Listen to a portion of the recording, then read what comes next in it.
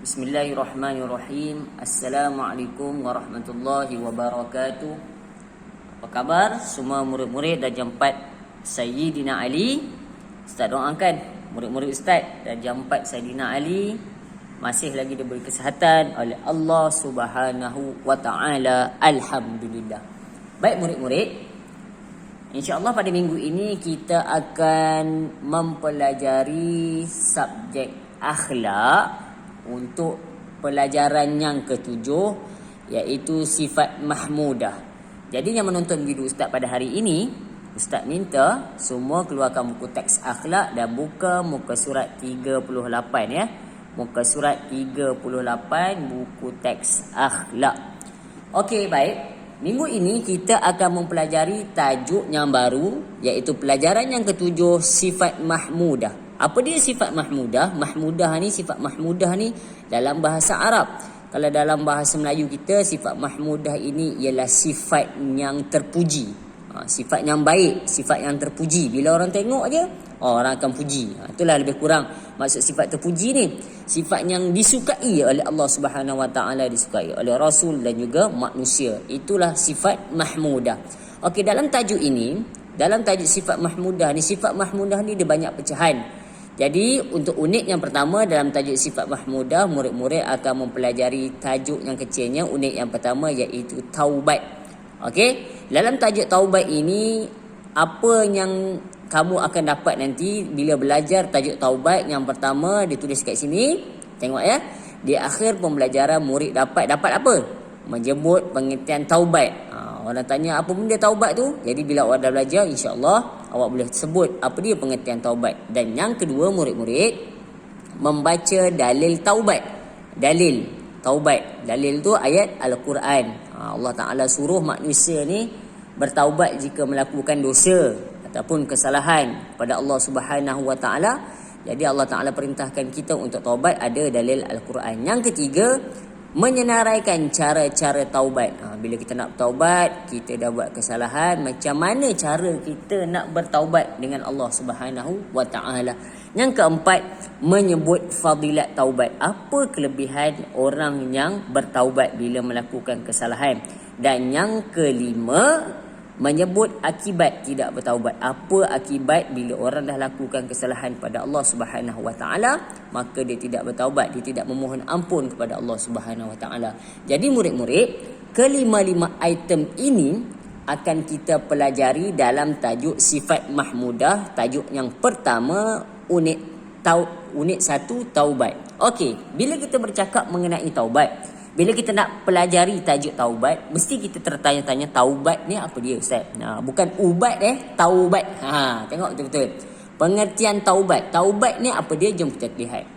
Taubat ialah kembali taat kepada Allah Subhanahu Wa Taala dan menyesali terhadap dosa yang telah dilakukan. Okey, baik. Dia kata taubat ni, kita kembali taat, kita kembali ikut perintah Allah Subhanahu Wa Taala dan menyesali terhadap dosa yang telah kita lakukan. Contoh, Ustaz bagi contoh mudah kan. Kalau sebelum-sebelum ni kita tinggal sembahyang, kita tinggal puasa kan dengan sengaja tanpa ada keuzuran. Kemudian tiba-tiba datang satu hari tu dia rasa menyesal. Kenapalah tahun lepas aku ni tak puasa penuh?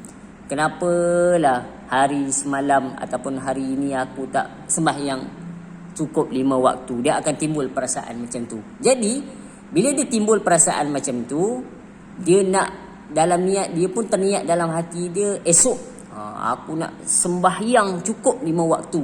Tahun ni aku nak cukupkan puasa 30 hari. Maka itulah yang dinamakan taubat. Taubat ni ialah kembali taat kepada Allah. Allah Ta'ala perintahkan kita, Ustaz bagi contoh tadi, sembahyang dan puasa. Suruh kita berpuasa di bulan Ramadan kan. Kita tak puasa tahun yang sebelum ni, tapi tahun ini atau tahun yang berikutnya kita ada niat. Lepas ni aku tak nak tinggal puasa lagi dah. Okay, kemudian dia menyesal. Menyesal.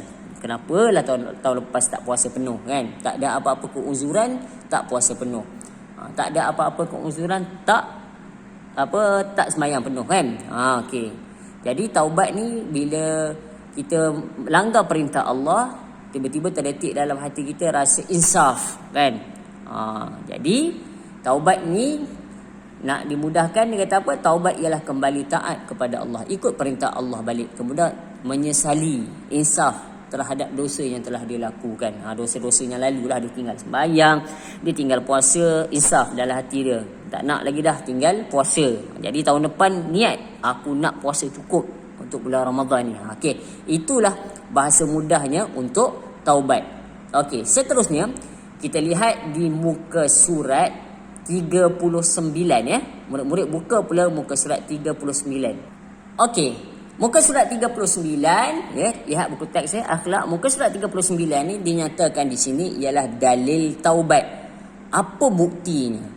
Yang Allah Subhanahu Wa Taala perintahkan kita sebagai umat Islam ini, sebagai hamba Allah Subhanahu Wa Taala, apa buktinya bila kita kena buat dosa ni, kita kena bertaubat, kena minta ampun pada Allah Taala. Kalau orang tanya kan, kamu belajar tajuk taubat, ya ke Allah Subhanahu Wa Taala suruh kita bertaubat ni? Jadi ini dalil dia. Murid-murid akan pelajari hari ini ataupun kita akan baca hari ini dalil taubat. Jadi awak pun cakaplah, ada dalam Al-Quran. Orang pun akan tanya, ada dalam Quran surah mana, ayat berapa? Jadi inilah ayatnya.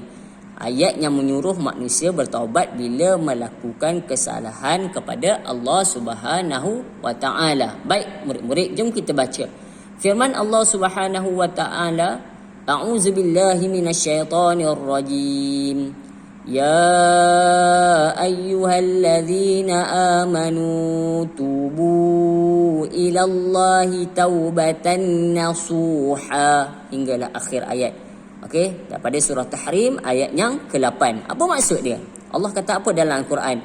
Maksudnya, wahai orang-orang yang beriman, wahai orang-orang yang ikut perintah Allah, wahai orang-orang yang baik, wahai orang-orang Islam. Allah kata, bertaubatlah kamu kepada Allah dengan taubat nasuha, dengan betul-betul bertaubat.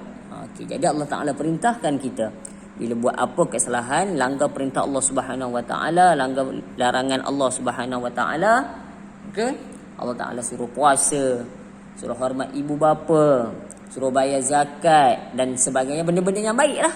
Tapi kita tak tunaikan perkara tersebut, Allah Taala perintahkan bertaubatlah kamu wahai manusia. Dia kata wahai orang-orang yang beriman, yang mengaku Allah Subhanahu Wa Taala itu sebagai Tuhan, Nabi Muhammad itu sebagai Rasul, maka bertaubatlah kepada Allah Subhanahu Wa Taala. Bila kita ada dosa, minta ampun dengan Allah. Allah Taala Maha Pengampun. Allah Taala insya-Allah akan ampunkan segala dosa hamba-hambanya dengan syarat dia bersungguh-sungguh bertaubat. Okey, baik. Seterusnya murid-murid, jom kita baca cara-cara bertaubat. Bila kita nak cakap bertaubat ni, macam mana cara kita nak bertaubat ni kan? Okey, baik. Yang pertama, cara orang nak bertaubat ni apa dia? Menghentikan maksiat. Dia buat maksiat, buat dosa kepada Allah Subhanahu Wa Taala kan. Hentikan terus dosa tu. Contohnya minum arak kan, berjudi. Bila nak bertaubat, kena hentikan teruslah main judi, minum arak tu. Tak bolehlah berdoa dia, ya Allah ya Tuhanku, ampunilah dosa-dosa ke, aku bertaubat ya Allah, tak akan minum arak lagi. Tapi tiba-tiba esok minum lagi. Tak bolehlah. Maksud bertaubat ni, cara nak bertaubat ni, dihentikan terus perbuatan yang menyalahi dari sisi agama kan. Contoh tadi saya cakap minum arak. Okey, yang kedua, menyesal atas ketelanjuran dosa yang dilakukan. Menyesal lah.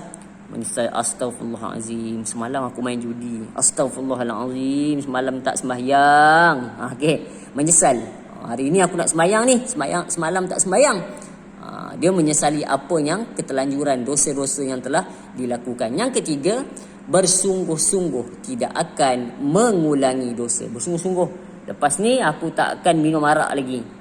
Orang nak suruh aku minum arak, aku tak akan minum arak lagi. Kawan-kawan ajak pergi main judi contohnya kan, ni contoh lah, aku tak akan pergi main judi lagi. Bersungguh-sungguh lah. Kawan kata, jom lah minum arak sikit je. Alah, setitik pun tak apa, seteguk je kan. Tak boleh, tak nak, aku tak nak. Itu maksud bersungguh-sungguh tu. Dia niat dalam hati dia, dia tak nak ulangi lagi dosa yang telah dilakukan. Yang keempat, memperbaiki ketaatan kepada Allah. Memperbaiki, maksud dia, apa dia?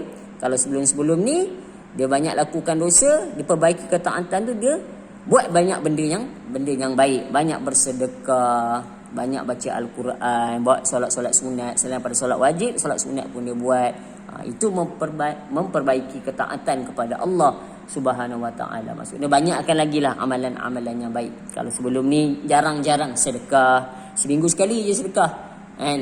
Solat Jumaat ke ada orang minta sedekah depan pintu surau, kan, orang susah. Tapi bila rasa diri tu nak bertaubat, maka perbanyakkan sedekah. Itu contoh sajalah. Banyak lagi benda-benda baik yang boleh kita lakukan untuk, dia kata, memperbaiki ketaatan kepada Allah. Kalau sebelum ni sehari solat 3 waktu saja, maka niat dalam hati sehari solat 5 waktu. Okey, itu memperbaiki. Okey, baik. Seterusnya yang terakhir murid-murid, memperbanyakkan amal soleh. Banyak buat baik. Baik kepada manusia, kepada ibu bapa, taat perintah Allah dan juga binatang-binatang, kan. Haiwan pun kita kena buat baik juga. Kalau jumpa orang susah, memerlukan pertolongan, kita tolong sekadar yang mampu. Kalau dia minta sedekah, kalau duit ada dalam poket pun ada 50 sen, bagilah 50 sen. Yang penting niat ada memperbanyakkan amal soleh. Sedekah ni tak semestinya dengan wang yang banyak, kan. Kita tolong orang tu pun itu ibarat sedekah sebenarnya. Dia dalam keadaan susah, tapi kita tolong, kan. Kalau bukan tolong dengan wang ringgit pun, kita tolong apa yang boleh. Contohnya bagi makanan dan sebagainya, kan. Tolong orang tua, kan. Orang tua tu, dia orang tua nampak kat pasar raya bawa barang banyak, tolong dia angkat masuk dalam kereta. Itu pun sebenarnya dikira amal soleh, sedekah juga. Kita tak ada duit, itu je yang kita mampu. Jadi perbuatan kita tu tetap dikira oleh Allah Subhanahu Wa Taala sebagai sedekah. Sedekah tu apa? Sedekah tu buat kebaikan, bagi kebaikan pada orang lain, bantu orang lain, sedekah. Kita tak mampu sedekah dengan wang ringgit, kita sedekah kita punya apa? Tenaga kita. Bantu dari segi tenaga. Kita kuat badan sado, kan. Nampak orang tua balik keluar pasar raya, banyak barang, nak masukkan dalam bonet kereta tak larat, beli beras berat, kan. Awak tengok pada jauh, kan. Tolong pakcik tu, kan. Ataupun orang tua nak melintas jalan, slow jalannya, awak tolong lintaskan, tahan kereta, kan. Suruh slow sikit. Itu pun dikira sedekah. Okey, baik murid-murid, jadi hari ini cukup sekadar itu penerangan Ustaz mengenai tajuk sifat terpuji ataupun sifat mahmudah. Yang kita fokus hari ini iaitu tajuk taubatan nasuha, taubat yang bersungguh-sungguh lah. Okey, baik, insya-Allah kita berjumpa lagi pada minggu depan. Sekian daripada Ustaz Muhammad Izwan, wabillahi taufiq wal hidayah. Assalamualaikum warahmatullahi wabarakatuh.